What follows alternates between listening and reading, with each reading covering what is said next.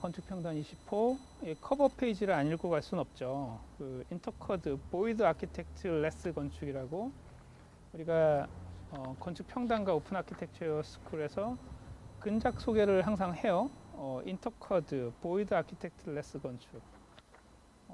이번에는 그 윤승현, 이규상, 우준승 세 팀이 했던 서소문 성지 역사 기념공원, 아주 유명하죠. 굉장히 잘 만들어진. 오, 멋있죠?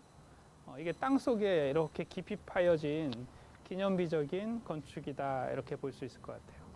서소문 역사공원, 멋있네, 그죠? 이게 평면도 보면 굉장히 크고 위에서 보면 전부 이게 공원 같이 되어 있어요. 공원. 그래서 공원에 이만한 보이드들이 이렇게 파인 거야, 이렇게. 그리고 나머지 큰 것들은 다 밑으로 숨어져 있어서 기능이 다 아래로 내려가고 위에는 여전히 공원으로. 이 내용으로 우리가 이렇게 그 체육 건축가 사무실을 빌려서 우리가 오픈 아키텍처 스쿨 세미나 하듯이 이 비평 대담을 했어요. 이 팀들이. 그 내용의 사진이고 이 내용들도 잘 실려 있습니다. 건축평단에. 그 녹취가 잘 돼 있죠. 이렇게. 뭐 이거 다 읽을 수는 없고 이종호 선생님이 그 이 공공건축에 대한 코멘트를 좀 많이 하셨는데 이 기념비성에 관한 소고 요거 한번 짧으니까 읽어볼게요. 세 건축가, 이게 세 건협의 세 건축가가 아니라 세 명의 건축가가 합작해 탄생시킨 서소문 역사문화공원. 이게 동대문 역사문화공원이랑 같은 이름이겠네. 이하 간단히 서소문으로 표기. 공공 프로젝트를 하나의 건축으로 지어내는데 상당 수준 성공한 작품이다. 와, 이종원 선생님이 어떤 공공 프로젝트를 놓고 성공한 작품이다 이렇게 얘기하는 일이 드물죠. 가뭄의 단비처럼 귀하고 반가운 공공 프로젝트 영역의 건축적 성취는 정확히 바로 그만큼 우리 사회 시스템이 문화적으로 여전히 후진적이다. 야, 이거 역시 이제 크리틱이 들어갑니다. 이 겨우 이렇게 온 정도면 이거 참 문화적으로 후진적이다라는 것을 반증하는 사례다. 이만큼 우리한테는 단비같이 귀중한 프로젝트이다. 서소문 프로젝트는 공모가 나올 때부터 주목하고 있던 터라 그 옆 대로를 버스로 가며 틈틈이 눈길을 주었지만 심지어 답사전까지 완공된 존재의 낌새를 몰랐다. 서소문은 그렇게 지금도 없는 듯 있는데, 왜냐하면 땅속으로 쑥 묻혀 있거든. 이번에 그 까닭을 알았다. 그 까닭은 그것이 딱히 지하 구조물이어서가 아니라 소위 공원 전문가들의 부지가 공원이라는 이유로 어떤 지하 구조물도 지상에 돌출을 허가하지 않았기 때문이다. 이 얘기는 뭐냐면 이게 지금 공원 부지거든요. 공원 부지인데 여기에다가 막 건축을 막 하라 그랬더니 건축가들이 들어오면 안 된다고 얘기를 했다는 거예요. 이 세 명의 건축가가 프리젠테이션 할 때. 그러니까 공원 전문가들이니까 이 건축이 주가 되면 안 되고 공원이 주가 돼야 된다. 그러니 건축이라고 불릴 것들이 땅 위로 솟아오지 말아라 라고 해서 땅 아래로 내려갔다는 얘기입니다. 그래서 건축, 특히 기념성의 건축에 대해 무지한 맹목적 폭력이 아닐 수 없다. 건축가들은 건축적 경험을 종결짓는 마지막 중요한 요소로서 도시를 조망할 수 있는 높은 탑을 제안했지만, 그러니까 내 생각에는, 그러니까 이종건의 생각에는 무엇보다 여기 매우 중요한 공간이 있다라는 사실을 알려주고 싶은 몸짓으로 필수적인 높은 탑을 제안했었어요. 근데 탑은커녕 하늘 광장을 조성하는 벽마저도 시공 과정에서 높이를 낮추려는 거야. 왜냐하면 자꾸 튀어나오는 걸 누른 거지. 공원인데 왜 건축이 튀어나오냐. 압박을 받았답니다. 그래서 한국의 건축, 특히 공공 영역의 건축은 그렇게 이런저런 폭력의 상처를 남모르게 지니고 있다. 재밌죠? 서소문의 지상 영역은 근린 공원이 아니라 역사 문화 공원이다. 뭐 근린 공원을 만들려는 게 아니거든. 그러니 1차적으로 중요한 건축적 과제는 과거와 미래 간의 연계를 형성하는 것일 테다. 그리고 공공 프로젝트인 까닭에 공동체의 집합적 힘을 만족스럽게 번역해 인간의 최고의 문화적 욕구를 표현해야 한다. 한마디로 기념비성의 건축을 구현하라는 것이 미션이야. 모뉴멘털리티를 가져야 된다. 스페인 건축가 세르트, 화가 프랑스 화가 레제, 현대 건축 운동의 사무총장이자 이론가, 지금은 기디온, 그리고 이 세 사람이 함께 GP란 기념비성에 관한 9개의 논점은 그 문제에 대해 생각해 볼 거리를 준다. 레퍼런스예요. 그들이 제시한 논점은 9개지만 우리의 눈길을 가장 먼저 끄는 것은 세 번째 논점, 기념비성의 성립 전제다. 그들에 따르면 기념비는 오직 의식과 문화를 통일할 수 있는 문화가 존재하는 시대에나 성립 가능하다. 그러니까 하여튼 더 읽어봅시다. 한국식 보수와 진보가 극렬하게 충돌하고 다원주의 혹은 복수의 정체성이 대세를 형성해가는 상황을 지켜보건대 우리 시대에 기념비가 가능할지 쉽게 긍정하고 넘어가기 어렵다. 그러니까 이런 시대의 자격이 있는가 이렇게 얘기하시는 것 같아요. 그런데 20세기가 낳은 천재 철학자 비트겐슈타인의 다음 말을 우리가 수용한다면 그것을 긍정하지 않을 경우 우리는 건축 자체의 불가능성에 직면한다. 건축할 필요가 없다. 이런 전제가 되어 있지 않으면. 비트겐슈타인은 건축을 기념비와 동일시한 아돌프 로스의 생각에 찬동해 이렇게 말했다. 건축은 무언가를 불멸화시켜 찬양한다. 따라서 찬양할 것이 없는 곳에서는 건축이 있을 수 없다. 멋있는 말이죠. 불멸화. 건축이 약간 죽어 있는 것 같지 않아요? 이모럴하지 않아? 지금 여기 우리 모두 동의하는 따라서 고무해야 할 사회적 가치는 과연 있는가? 있다면 그것은 도대체 무엇인가? 이 문제와 관련해 서소문의 건축가들은 적잖이 곤란한 상황에 놓였다. 천주교와 천도교가 각자 자신의 성질을 주장하며 갈등을 공론으로 붙였기 때문이다. 왜냐하면 이게 서로 이건 천주교가 더 중요해. 아니야, 천도교가 더 중요한 곳이야. 성지야. 이런 얘기들이 오고 갔대요. 부지가 공공의 영역인 까닭에 공적 가치 또한 담보해야 했기 때문이다. 근데 이 종교로 생각하면은 이 종교뿐이 아니라 기독교, 불교는 어떻게? 그러니까 어려운 일이죠. 그래서 특정 종교의 성지와 역사성이라는 건축가들의 표현으로 두 마리 토끼가 공존하는 형국이었기 때문이다. 그런데 두 마리 토끼가 아무 문제 없이 동거할 수 있는 방법은 과연 없는가? 여기서 나의 관심, 이종건의 관심은 오직 심의를 포함해 각종 제도적 문제와 무관한 따라서 순수하게 건축적인 문제다. 건축을 얘기하는데 왜 자꾸 종교 얘기하냐? 그런 거 아닐까요?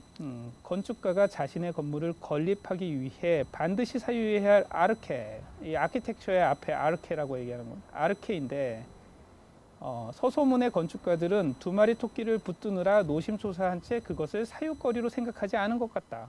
이제 크리틱이 들어가네. 관념 속에서 건축하지 않고 몸으로 하는 스타일이라는 표현으로, 그러니까 이런 표현을 했어요. 자신의 입장을 설명하는 윤승현 소장은 건축에서 생각이 차지하는 위상을 의도적으로 기피하는 인상을 준다. 이런 어려운 말 쓸 필요가 있어. 우리는 건축가는 몸에 배어 있는 거고 그걸 열심히 하는 거고 그 발현이 건축 아니야 라고 하는 냄새를 풍겼다. 이런 얘기예요. 내가 이 프로젝트를 떠맡은 건축가라면 이종건이 이걸 맡았다면 그 아르케를 성스러움으로 생각할 듯했다.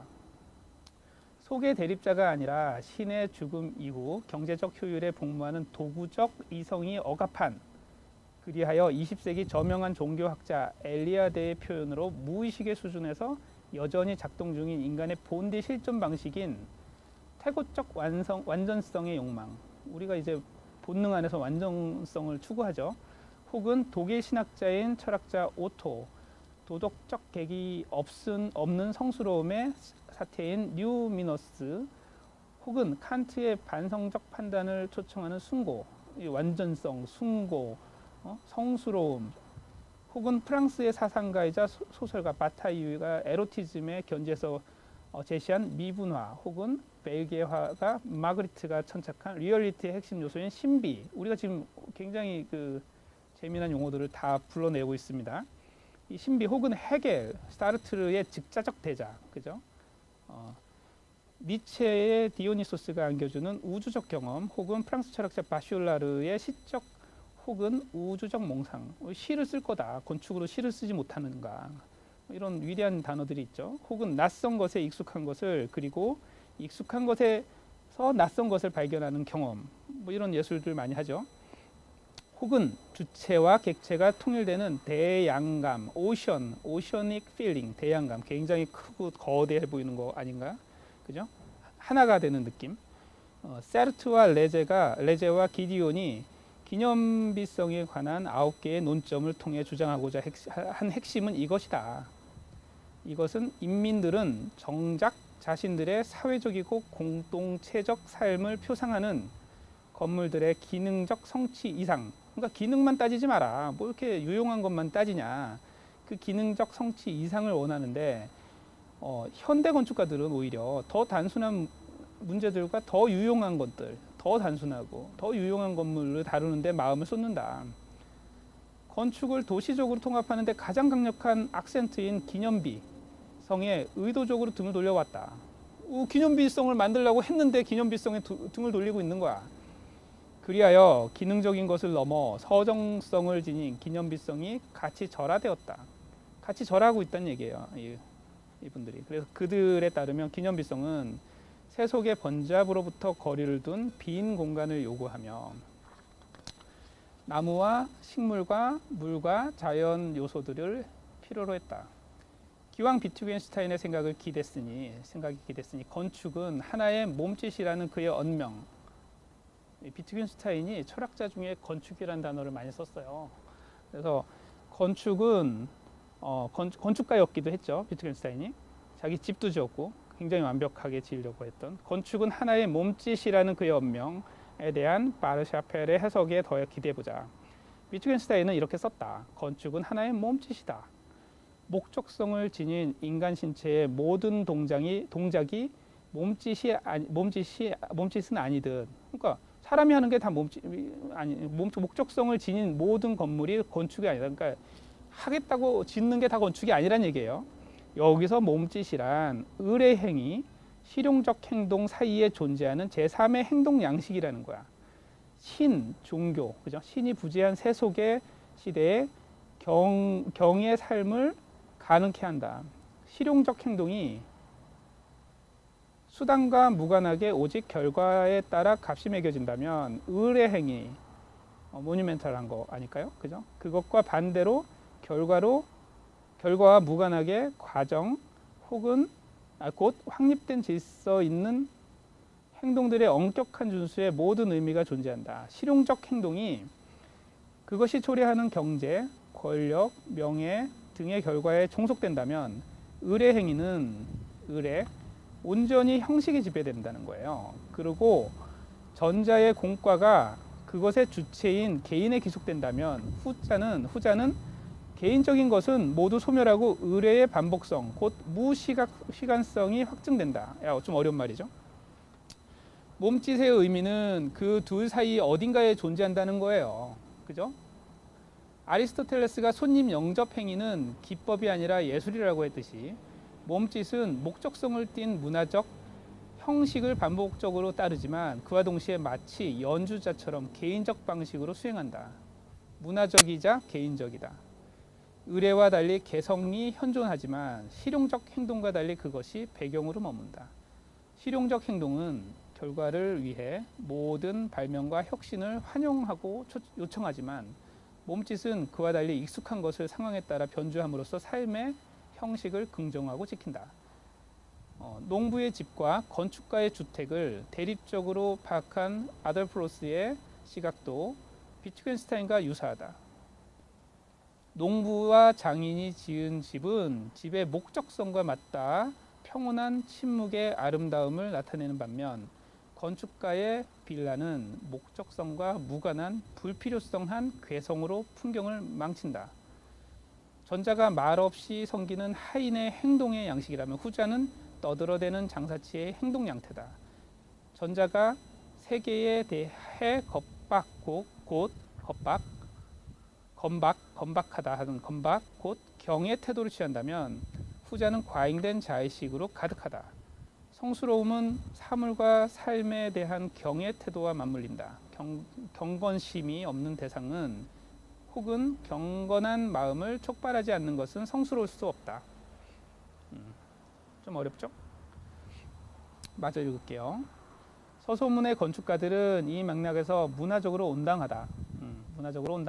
이 맥락에서 대담 우리가 이제 비평 대담을 했거든요. 대담에서 밝혔듯 그들은 형태나 조형 작업을 폐기하고 필요한 공간들을 적재적소에 배치한 채 오직 위 하늘과 아래 땅 밑 혹은 빛과 어둠 혹은 삶과 죽음을 잇는 것을 설계의 전부로 삼았다. 대담에서 패널을 맡았던 김강수 선생은 이렇게 말했다. 저는 아까 뭐 바로크, 르네상스 말씀 주셨지만 한편으로는 중세적 느낌이 들어요. 중세 건축에서는 건축가라는 존재가 숨어 있어야 했고, 현대의 동시대적 건축 상황들이 더 이상 건축가의 이름을 또는 그 사람의 캐릭터라고 하는 것을 요구하지 않는 시대라고 생각이 점점점점 블라블라블라. 내가 판단하기로는 서소문의 건축적 핵심은 속세의 기능과 효율에 따라 계산하는 행동, 곧 실용주의로부터 그리고 그와 동시에 건축가의 자의식이 필연적으로 생산하는 장식적으로부터 거리를 두는 데 있다. 장식성으로부터 거리를 두는 데 있다. 기능적이지 않을 것. 그러면서 그것이 목적성으로부터 벗어나지 않을 것. 쓸모에 한정하지 않을 것. 그리고 그와 동시에 불필요한 것들이 목적의 온당성 안에 머물 것. 이건 좀 막 대립적인 게 동시에 있다는 얘기인데 이게 맞는 얘기인지 동의가 될지는 모르겠지만 어쨌든 이종호 선생님은 그렇게 쓰시네요. 두 마리 토끼를 다 잡겠다 뭐 이런 건가? 서소문은 몸짓이 되는데 성공한 건축이지만 몸짓이 복무하는 삶의 형식이 비어 있다는 것은 치명적이다. 그것을 해결하는 것은 그들뿐 아니라 우리 모두에게 남겨진 지난한 과제이다. 서소문은 몸짓이 되는데 성공한 건축이다. 몸짓은 됐다. 비트겐슈타인이 얘기했던. 하지만 몸짓이 복무하는 삶의 형식이 비어 있다는 것. 그것은 치명적이다. 뭐 이해되신 분도 있겠고 안 되신 분도 있겠네요. 네. 뭐 이런 얘기들이 나올 수 있는 이런 비평대담을 우리가 행사를 진행할 때마다 포스터도 올리고 하니까 다음에 꼭 오셔서 같이 참여하시면서 같이 공간을 거닐어 보고 또 이런 책도 같이 읽으면서 같이 생각해 보는 시간을 같이 가졌으면 좋겠습니다. 뭐 여기까지 읽을까요, 오늘은? 네.